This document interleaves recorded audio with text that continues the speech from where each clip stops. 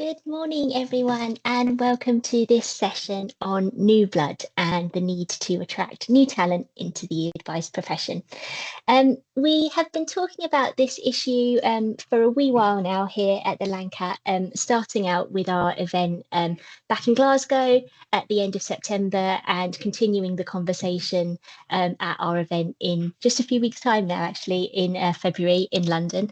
That's not a scary prospect at all. And part of the reason why we kind of feel like this is a live issue and an issue that needs to be tackled now is some research that's kind of underpinned all of our discussions around this stuff, and which Morningstar Wealth kindly supported, around kind of how do we create routes into advice? How do we remove the barriers between young people and financial advice?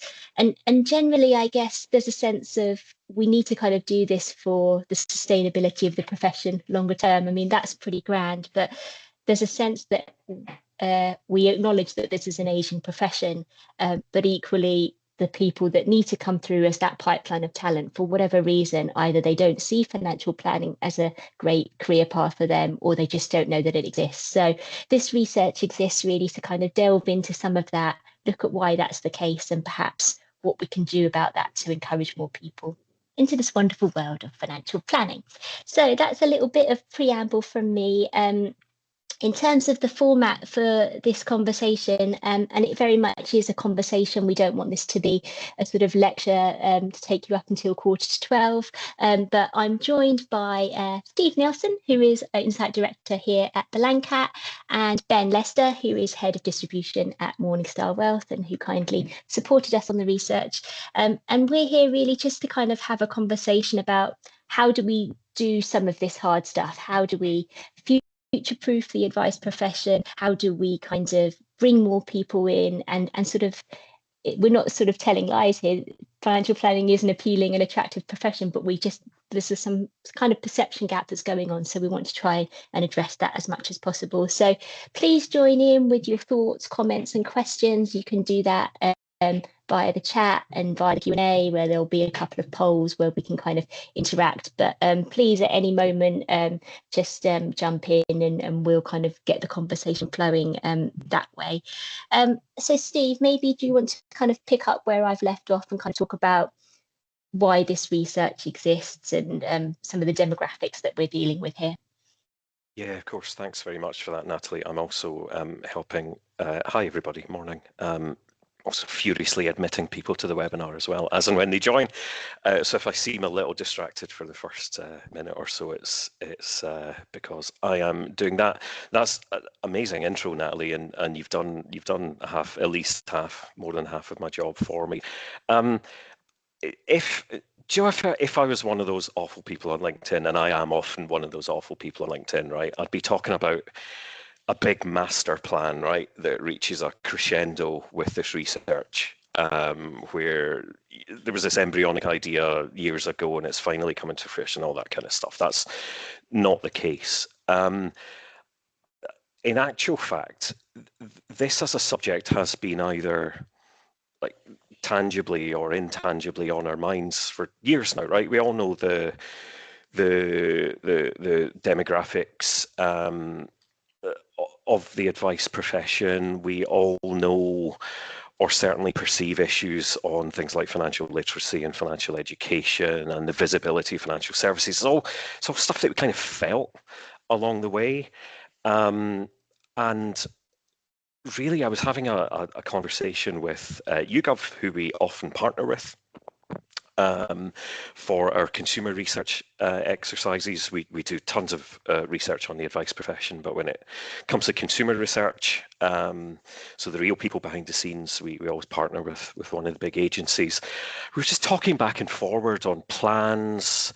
I was talking to that lovely lady there about our plans for Glasgow and inviting the next generation in, and we were thinking about this conference called New Blood and how we could attract new individuals into financial services as a sector, but chiefly financial planning as a profession.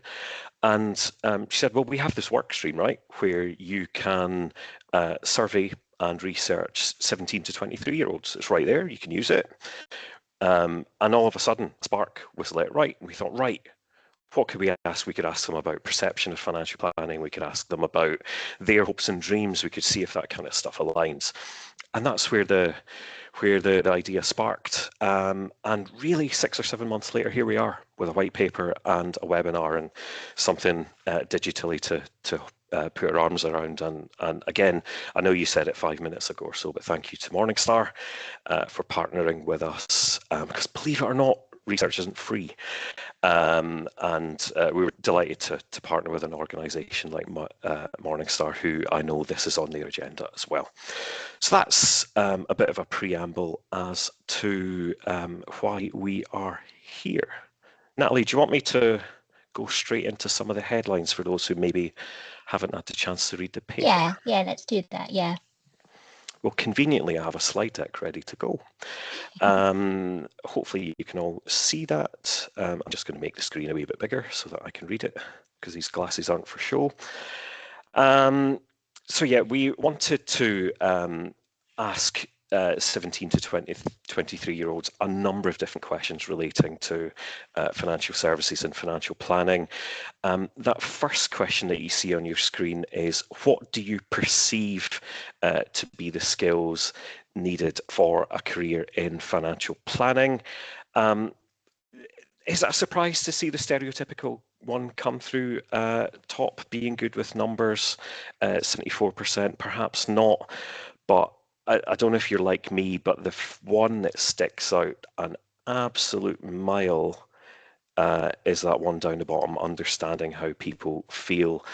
And I know, Natalie, I don't know how you felt watching our conference in Glasgow back in September, but we did a thing which could have been the death of us, frankly. But we decided to do some live financial planning. So we hired an actor. We got an amazing planning firm from Glasgow called Wellington Wealth to go through a live financial planning scenario in front of the audience, chiefly to give those who were completely new to the sector. So we invited a ton of kids from local schools, colleges and unis along to the day to try and get an insight into what a financial planning meeting actually looked like. And guess what? There was a vanishingly small amount of chat about numbers, about products, about services, about specific this, about specific that. That financial planning meeting was all about, tell me about you. Tell me about your childhood. Tell me about your relationship with money. What do you like to do in your spare time? What are your hopes and dreams? What are your aspirations? Right? And those are surely skills that kind of transcend a whole heap of different subjects. So yeah, it's really, really, really interesting to see that only the minority of participants thought that understanding how people felt would be a skill required for the planning profession. Moving on to what do you want? So you're 17 to 23, you're just about to go into the bright lights of the workplace. What is it that you want? 81% of lovely optimistic people say it's something that interests you or is fun. You know what they say though, if you find something fun, you never work a day in your life. I personally always wanted to do webinars on a Tuesday morning, so I never work a day in my life. But yeah, it's that sense of something that is, and when you pair this with the verbatim open questions on what do you specifically want to do, so much of the responses around something with purpose, something with meaning, something that ignites a spark in me, something that I find an interest in. Wanted to highlight that one at the bottom, because if you believe certain kind of stereotypical views about Gen Z and the next generation coming through, that they're all hopelessly demanding about wanting to work from home in their pajamas with the Netflix on in the background and this, that and the next thing. Looks like that's a stereotype, right? And it's not true. You've only got 27% saying that's a key priority for them going into the workplace. So a little bit of a surprise there with that one coming through. Next, we presented the participants with a series of sectors. and we asked on a 5-point Likert scale, to what extent are these sectors appealing for you? And there you see the net appeal in green, the net unappeal in red. And the reason that chart's a bit wibbly wobbly on the right hand side is because of the don't knows. No surprises really to see that financial services languishing round about the, I don't know, the relegation playoff spot in the table there. As I said a couple of minutes ago, we also asked an open question. So in your own words, what do you want to be when you start work? What do you want to do? What's the lifestyle you want? What are the priorities for you? And easily one of my favourite verbatim comments of all time in any research exercise was that one individual who said they wanted to be a rapper. And the reasoning they gave was they perceived there to be very few professional qualifications needed in order to pursue that career. I gather that might well be true. But any prizes for guessing the number of people that also self-identified as wanting to be a financial planner? Also one. So if you're a horrible, twisted headline writer, you could say financial planning just as exciting or just as enticing as rapping. But that might not be statistically significant. And I'm also aware just how middle-aged I sound saying some of these words, so I'm going to swiftly move on to the next slide. We drilled down one layer further and presented a series of specific vocations to the research participants. So things like accountant, nurse, teacher, lawyer, I forget the exact optionality. Again, a very similar pattern appears. 21%, there's an argument for saying with the lack of visibility, we'll get onto this in a little while, that maybe that's higher than one might have expected. But when we got on to other parts of the research where we start to ask people in their own words what you think a financial planner does, so much of that is misconstrued. So much of that is actually describing accountancy and B2B accountancy and helping businesses with cash flow and helping businesses with budgeting, as opposed to perceiving it as being meeting Ben or Natalie, looking at them in the whites of their eyes and saying, what are your hopes and dreams? What do you want for your family? What legacy do you want to leave? So fundamentally different. And last one, because frankly, we've heard enough from me. We place a number of statements in front of the participants. I just want to focus on those last two multicolored bars. So second from the bottom, you've got financial education taught in schools is a good thing. You've got strong agreement there. So something like 85, 80%, 86% of people saying they agree with that statement to some extent, but only a significant minority of those who have actually left school, so we're talking 17 to 23-year-olds, say they have actually received a good level of financial education. So if you take anything away from this session today outside of financial planning, there's a clear disconnect there between what youngsters are saying that they might benefit from and what they're actually getting in school, notwithstanding there are things happening within the curriculums to try and address some of those things. So yeah, that's a very, very, very quick summary of the research, Natalie. That's great, thank you. And Ben, you've been waiting patiently there in the background. It'd be great Ben. To kind of, it'd be great to hear from you a little bit around what you make of some of these findings that are coming out, and also, I guess, why it's important from your perspective as a company to kind of be involved with a project like this. Yeah, sure. So thanks both for having me. Pleasure to be here. So yeah, look at Morningstar Wealth. In terms of, I'll cover the last bit first, why it's important to us.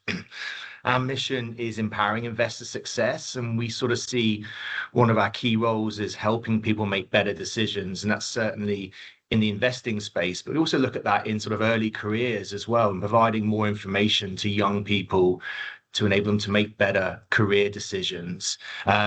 And I think if we can look to sort of demystify a bit of financial planning and financial services and put a bit more information back into the market, hopefully more young people will see it as an appealing career. Because I think one of the things that stands out for me is there's a lot of really good talent that's not coming in simply because people don't see the entry point in or don't see it as a career for them. And yet, when you look at the research, a lot of the things that people look for in a career, they can find in financial planning. So if we can kind of connect those dots, and if Morningstar Wealth, we can help connect those dots, hopefully we can get more young people seeing it as a career choice for them, and actually then hopefully giving them some entry points to get into it as well. And I think as a business, we try and create as many openings as we can for young people to enable them to get into the industry. Great. And I suppose are there things kind of, I mean, Steve just kind of whistled through those slides there, but are there things that sort of surprise you, or was that sort of perception around sort of scene setting and kind of that lack of pipeline talent, was that kind of taken as read? I mean, it's quite interesting to get some of the numbers around some of this stuff, isn't it? It is. I think there was no surprises in there, other than it's probably the data probably paints maybe a slightly more concerning picture than we may have thought, which I think's really really important.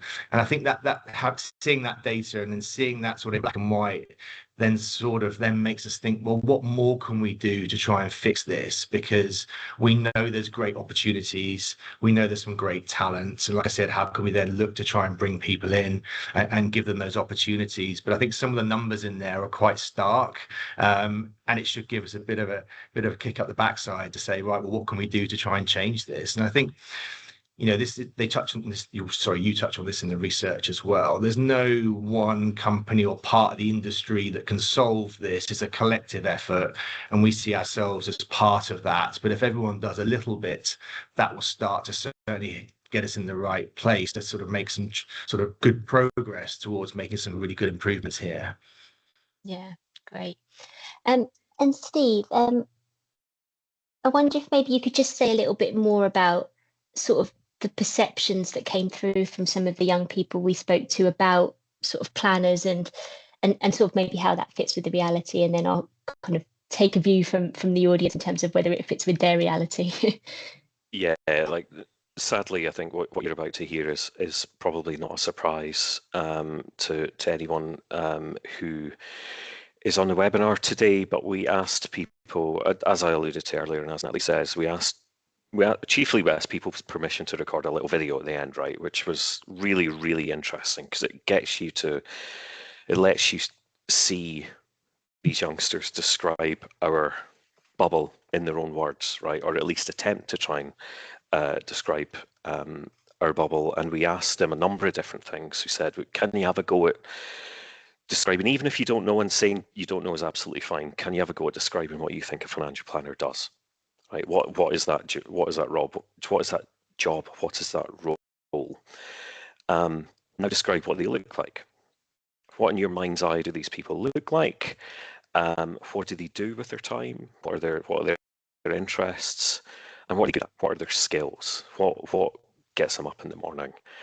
And aside from a very, very, very small minority of responses, people, if they don't know the answer to something, they jump to a stereotype in their mind's eye. We all do it, right? In all walks of life. So this isn't a criticism either of the sector or of the youngsters, but they jump to this amorphous person in a suit, man in their 40s, 50s, 60s, highly numerate, highly confident, probably more well off than I am.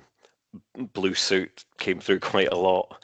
So I don't know if people they're describing TV programs, they're describing things like Succession or Industry, they're describing the city if they're not from the city. So it's this issue of othering, right? And as Ben just said, if we have to have any hope of attracting people that we've maybe not attracted in the past, or widening out access to financial services and financial planning, that's got to change somehow. That's got to change somehow. So yeah, those are the things that came through, Nat. And then, of Yeah. course, we got Nikki and Jenny from Wellington Wealth on the stage straight after playing those videos, which Yeah. hopefully to the 100 or so kids who were in the audience in Glasgow, and to the 150 or so who will be in London in 2 weeks tomorrow, which is even more terrifying than what you said, in a few weeks. Trying to be kind to myself. they'll see. No, it's not. You can be any age. You can be any gender. Yeah. You can be any. Any this, that, or the next. Yeah. Well, I might just sort of take a view of the room and of the remote audience and see how they're doing. So one of the things that kind of came through in those sort of video diaries, I like to think of them but like was maths, good at maths, really good at maths, really good at numbers. And as you said, Steve, like kind of highly numerate around all this stuff. So I guess our kind of poll is how good would you say you are with numbers? That come up on your screen now. Are you very strong? Are you confident? Do you rely on tech for math stuff, or it's one of your weaker areas? Please vote now. Can we vote, Natalie? I think we so. should vote as well. I was going to give it a go. I'm voting. Why not? Oh, you get dynamic results. I like this. Ooh, okay. This is the kind of thing that excites me, Natalie. So it's no surprise to see that. Live data. Yeah, it's live data. This is like, I won't use the word I was going to use. Most people pretty confident, some people very strong, and some people, I guess, quite interestingly, and it's nice that people can be honest, saying they rely on tech for math stuff, because if you've got calculators there to do that, or you've got witty people maybe to do it on your behalf, like maybe you don't need to be on it. But I suppose there's a sense of this is numbers and this is people's lives and this is important stuff, right? So we don't kind of want to take away from, you probably do need to have some proficiency with maths, but it's just that thing of it not being the be all and end all, I guess, isn't it? It's like you can be good at maths, but if you can kind of be good with people, that's kind of equally important, isn't it? What would you say, Steve? Well, my takeaway from this, right, and it's a straw poll of a webinar audience, right? So it's with my research hat on. Caveats it's a very accepted. boring hat, right? You've got a straw poll, 40%, just under 40% of people saying, from planning organizations, from marketing departments of providers, from technology companies, all of which is underpinned. This is all financial services audience, right? Saying that they don't identify as being great with numbers. Like, that's really strong. It's really powerful, right? Because, there's very, very few skill sets, or if you pursue academia, right, via university, it's not for everyone. There's very few pathways which would be demonstrably completely unsuitable for financial services when you think of the range of skills that's required. I mean, Ben, an organisation the size of Morningstar, right? There's room for everyone there. I know we're talking about financial planning, but the skill sets that need to go into large organisations are phenomenal. Yeah, 100%. I mean, there's so many, when you look at the research, there's so many skills or things that people state as being attractive to them in the workplace that are so transferable into financial services, financial planning. And then once you're in, as you say, there's then multiple roles within there as well. But one of the key things is that most of the people I work with day to day, their proficiency in mathematics is not the number one thing that we're looking at. It's the communication skills, the people skills, relationship building are all so important. So yeah, I think it's that misunderstanding is a bit harsh, because you don't know what you don't know. I think we just need to get more information into young people's hands to understand what's required to be in this industry. And I think back to my journey to financial services, things haven't really changed. Like, I didn't learn about financial planning through a careers fair or through anything of that nature. It's just I knew people that did it, learned about it, understood that it was something I was interested in, and then found a route in. But it wasn't easy. But I had people that I could go to, that I could ask about it. If you don't have those connections, it's simply not going to be on your radar. I think that's one of the biggest problems, is that people just don't see it as a viable option. Yeah, I think that's right. I think that's right. And Steve, do you think in terms of like trying to get underneath of kind of what's happening here, is there kind of a sense of advice and financial planning having a bit of an image problem, or is it just the access. So like to Ben's point, if you don't know someone within the sector, then you don't know the path in, and you don't know that there's something there to explore. I think that the frustrating thing that is it's not one thing, right? And if we could put all our chips on this and try This and cause, yeah, address this this, thing, yeah. we could address it. What was really interesting, and similar to what Ben was saying there, as you know, I wrote the company update last Wednesday. So a newsletter that we send out, I'm sure many people on the call get it. And as part of doing that, I did a bit of a thought experiment going back to a class back in 1997 when I was 15 or 16 years old. It's called guidance class in Scotland, which is where they put everything important about future life, sex education, how to treat other people, careers, all that kind of stuff. So important that it gets half an hour every week for like a year.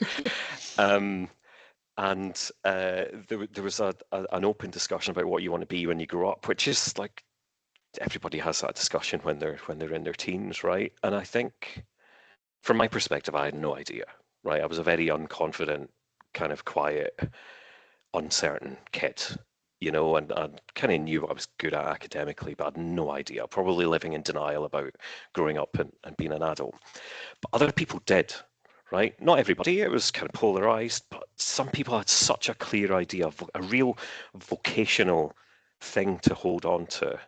And there's something about that where if it's just entrenched as part of the social conscience of, we know that vets exist, we know that solicitors exist, we know that mortgages exist, we know that this exists for whatever reason. I suspect part of it is because the advice gap is so big, and that's a whole other topic that we could have 15 other webinars about and other paper, and we do have other papers about. Is it because so few people, relatively speaking, actually obtain financial advice that it just doesn't filter through? And then maybe if we project forward 10 or 15 years, and if simplified advice and targeted support becomes more embedded within the social conscience, that opens up further aspirations and career aspirations. I don't know. I can't get my crystal ball out. But it strikes me that if it's not an option at all within your mind, then it's like a game of Guess Who, right? If you're familiar, if you've got kids, or if you remember back to the 80s, where my cultural references are firmly steeped. If it's not visible at all, bat that down. If you don't see yourself, if you can imagine what a financial planner is, so if you're like, Kevin and Dave and all the really cool people who recorded the videos, if you then perceive them as not looking like you, then maybe that flips that down as well. And then what have you got left with? You're a percentage of a percentage of a percentage. So it's about enlightening society that it's even an option in the first place. It's about visibility in careers fairs, in academic pathways, in guidance classes for the next generation of Steves in Queen Anne High School in Dunfermline in the next lot. It's about financial education. I know that's a subject that's close to your heart, Ben. It's about all those things working in tandem, I think, to just lift those percentages bit by bit. On that though, Yeah. Steve, if you think all those careers you mentioned, they have a very clear entry point and a clear path. So even if in the rare circumstance that someone sort of wakes up one day and goes, right, I want to be a financial planner, actually finding a way to enter is really, really quite difficult. And I think I found that myself as well. The entry points are few and far between, and there's not a clear pathway as there is with many other careers as well. So I think that's one of the challenges is people understanding that it might be something for them and then finding a way in. It's almost like two things that are you've got to happen, and it's quite difficult for both of those to happen. I think there's a double part of that. Can I ask a quite mischievous, unplanned question? Yeah, do it. I'm gonna.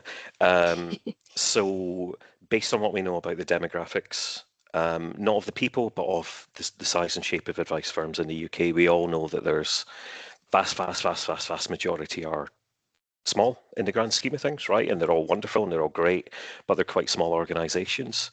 So, expecting or indeed hoping that they develop career pathways that then permeate into society feels a bit optimistic to me.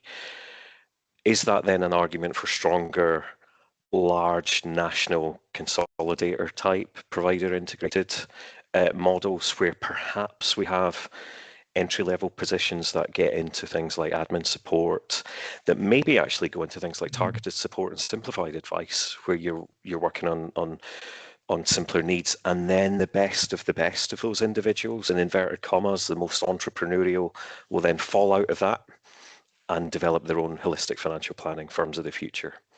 I don't know, that is not our best shot. Gosh, I don't know. What do you think, Ben? I think to my earlier point, I think it's a bit of everything. You know, you can't rely on one part of the industry to solve the issue. But I think what we do, for instance, so you talk about in the report about internships, they need to be paid. You know, we have paid internships to bring people in, and once they're in the sort of the financial services ecosystem, then they can go on and do lots of other different things. I'm sure some people that come into Morningstar may go on to be financial planners, hopefully retain most of them, but obviously just getting them in is a good thing. But making sure that if it, you know, like to your point in the report, if it's a paid internship, you know, you're giving access to a much broader range of people, which is super important. So it's not just ring fenced to those that can afford to do an unpaid internship. But I think, yeah, look, it's across the board. It needs to be everyone doing something to try and improve accessibility and improve the knowledge. You know, the work that we do, some financial literacy work, as you know, that's not just about improving people's literacy so they make better decisions when they go into the workplace in terms of savings and investments and insurances and that type of thing. It's also giving people an indication of actually that area is a career I might like to go into. So it's kind of a two-pronged approach with literacy for us. But we've got to get that at the earliest stage possible, because if we're doing the literacy too late in life, we kind of miss the boat. So we're trying to do that at pre-GCSE and then pre-A levels as well. And as I said, it's not just about the literacy piece, it's about information that may help people make better career decisions. Yeah, okay. And I suppose there's a couple of things I'd pick out from both of those answers there. I guess, Steve, to your kind of big existential question, I mean, that we are starting to hear kind of things come through anecdotally around some people are managing to find their way to planning, but then the opportunities aren't necessarily there for them. So that goes to Ben's point around having the structures and the internships, and maybe that does come from bigger people.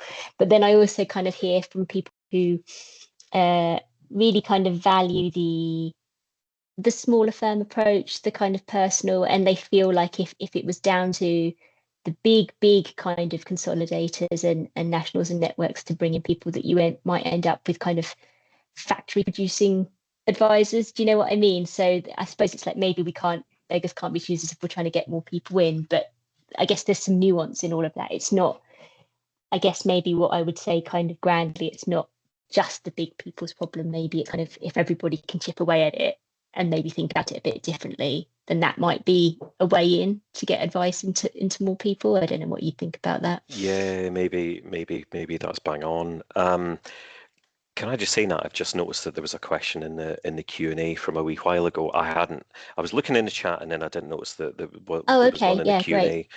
It's from Alistair McQueen. Hey, Alistair. A lot is spoken about the importance of financial education at school. Did your audience give any insight into how good this financial education is today? Is it more than just a free hour in their timetable between English and maths? That's a brilliant question, Alistair. No, nothing tangible in terms of like a qualitative description of that level of financial education itself. Who identified as in that, I think 15 or 16% who agreed that they got it, exhibited slightly more confidence in a couple of the other questions. So you can draw like relatively tenuous conclusions that it's perhaps reaping the benefit of it already, but I don't think it's statistically significant enough. What I would say anecdotally, though, and this is my own experience in isolation, is for the past, I forget when it was introduced, it's in the report, 2021, maybe 2022, the Scottish Higher Education mathematics curriculum branched into a more pure maths option and a more grounded practical option called applications of maths. And my wife happens to be a teacher, and she now runs a private tuition company doing small group tuition after school. And anecdotally, those who pursue the applications of maths course as opposed to the pure maths, satisfaction levels, enthusiasm is off the charts compared to the more stereotypical stuff. A lot of the same skills, right? A lot of it is just rationalizing numbers and being able to manipulate data in your mind as opposed to other subjects, but it's in a more grounded, realistic manner. So kids learn about things like compound interest, insurance, budgeting, taxation, stuff like that, and it's actually at quite a good level. For that to have an effect on society, that's going to take a generation, so we can't observe the impact of that until it works its way through the system. But I'm optimistic that that's going to have an impact as well, and that will tick one of the boxes that we talked about earlier, in the fact that it's a multifaceted approach that is needed. Yeah, well, that's it, isn't it? I mean, like you said, when we're trying to encourage clients in to seek advice and we're trying to tackle that problem, if we haven't tackled that yet and people don't know about advice, then they don't know about advice as a service and they don't know about it as a career. So it's kind of having to tackle both of those, I think, isn't it? Do you think maybe it's time for another poll? We'll try and get some audience participation going. Yeah. So we talked about some of the stereotypes that we saw within some of those YouGov video snippets that we got from our research, and we've kind of talked about some of the stereotypes that exist within advice, that kind of male suits. I think navy got mentioned quite a lot. People who play golf, all of that kind of thing. So, and there are those people within advice, and that's absolutely fine, but maybe that's not everyone that's in advice and planning. So I guess it'd be interesting to hear from you watching at home, how often actually are you in business dress or a suit? Is it most days? Is it every day? Is it only when you need to, or never? You never don the suit? I'm going to vote myself. Yeah, I just voted the quickest never that you've ever seen. Yeah. This idea of like suits every day, or it's like you said, Steve, the industry and the succession, it's just not, especially post-COVID, it's just not the way of the world these days, is it? And advice is generally much more human than people think it is. That's the trouble, isn't it? Yeah, well, I go back to the September of 2003. No, actually, no, that's wrong. That's when I joined Aegon. I go back to June 1999. My first proper job was working part-time at Sky TV.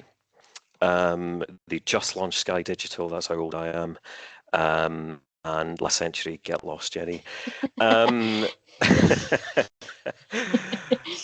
still remember all the music that was in the charts because we used to watch MTV like constantly on our breaks and in the staff rooms and stuff. Beautiful Stranger, My Bandana comes to mind. And you had to wear a shirt and tie. This was on the phones for Sky TV, digital technical help desk, booking movies for people, booking football before you could do it with your remote control. But for some reason we all had to wear a shirt and tie, and it was a thing if you forgot. And look at where we are, quarter of a century later, right? It's just feels wild as a concept to the next generation. Yeah, no, exactly. Thank you for playing along with us for that. That was good. I mean, we're in our kind of closing few minutes now of this session, and I guess I just wanted to maybe touch on one more thing before we sort of formally wrap up. But if people have got questions, comments, concerns, thoughts, please just drop them in the chat, drop them in the Q&A. I think they might be coming through now. That would be great.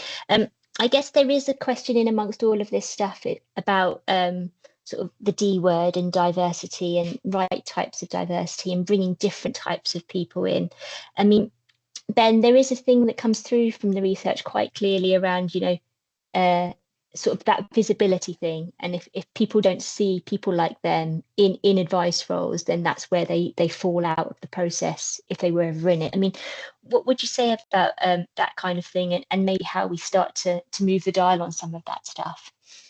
Yeah, I think you can totally understand that, right? It's one thing seeing a career or a company or an area of business that you want to go into. But if you can't see yourself there, if you can't see people like you doing that, that is going to be quite daunting for you, and in a lot of cases put you off.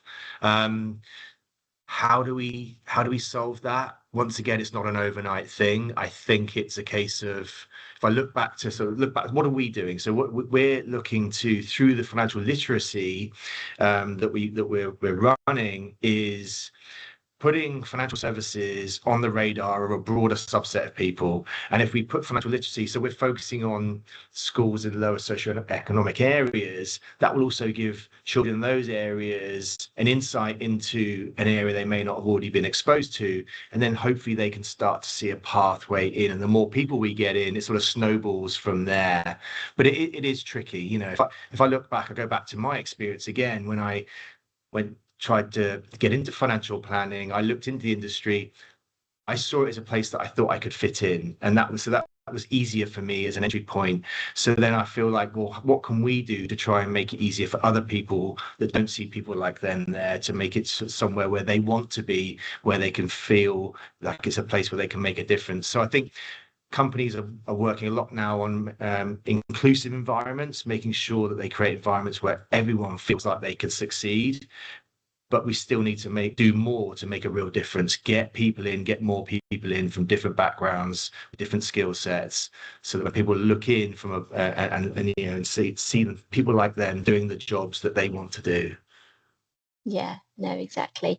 And I guess, Steve, just briefly, I mean, this question that we've had in about whether the research sort of looks at colleges and universities and what they can do to bring in kind of that pipeline talent. Some of that will go to the diversity point as well, won't it? In terms of if planners and universities can partner and bring in those different types of people through, then that sort of starts them on the path a little bit earlier. Yeah, and my perception of working with further education entities and as part of the events that we've been working on, these organisations are hungry for alternative avenues and different career paths. I'm speaking at, so watch the space, right? I'm speaking at Edinburgh's business fair, Edinburgh University's careers fair next week, where I'll be talking to them about what we can do. I think if you're a financial advice firm, if you've got the capacity, and you can spare the time reaching out to schools and colleges and universities, they are open to it, right? Is would be my message. But yeah, there's no clear magic answer, I'm afraid, other than working hard and developing these connections, I think. But like, my abiding thought in all of this is you know, if you look at what financial advice can offer as a career in terms of the pathways, the potential earnings, the sense of meaning, the sense of impact, the variety of work, you know, you would stand it up against any other comparable professional services career, right? In terms of all those factors that youngsters were saying that they desire in a career. Yeah. Great. Okay. We are out of time. I love the idea of from Julia about a Morningstar TikTok video about financial service careers. I'll put that to you, Ben, and you can escalate that up the chain. Leave that with me. Okay, we'll leave it with you. But thank you ever so much to everyone for kind of joining in. Obviously, this is a huge conversation. We've only just sort of scratched the surface of it, really. That's cliche today, but I think this is such a huge topic. You can get the full report from the link that's just been dropped into the chat. I would definitely, I would say this, wouldn't I? But I would definitely recommend having a read and all of that, because there's a lot of interesting kind of nuance around the discussion around some of this stuff, but also perhaps some food for thought around what you could do next. My thanks to you at home for watching. My thanks to Steve and to Ben for kind of leading us through that discussion. Hope to see you in a couple of weeks' time in London for more on this. But for now, thanks very much. Good morning. Thanks, folks.